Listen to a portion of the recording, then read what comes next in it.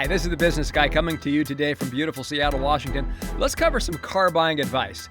There's no such thing as a great deal on a car you can't afford. Life can be stressful enough, so don't complicate things more with a car payment. It might be hard to believe, but there's not a rule saying that you have to have one. Imagine those hundreds of dollars each month back in your pocket and not in the bank's. It's so easy to get sucked into the trap of car fever, and I understand it.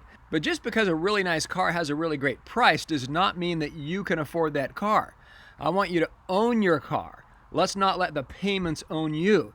Here are a few things to remember. Just like financial guru Dave Ramsey says, I always recommend that you save up and pay cash for a car that you can afford. Keep in mind that if you can afford the monthly payments, you can afford to put that money in the bank every month and save up and pay cash. And don't be fooled into thinking that you're getting a good deal just because you have a low interest rate.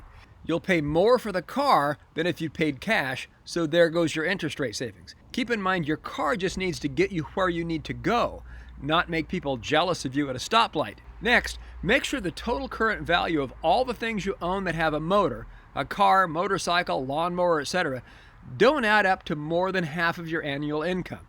This rule of thumb helps ensure that you don't have too much of your net worth tied up in things that are going down in value. That is, things that are depreciating. A quick rule of thumb, a car will lose between 15% and 20% of its value each year according to Bankrate.com, 40% in 3 years. So wait until you have at least a $1 million net worth before considering buying a brand new car. Until that point in your financial journey, let somebody else take the huge depreciation hit during those first few years of a car's life. Please click like, subscribe, and share this video with others. Thanks for watching. This is The Business Guy.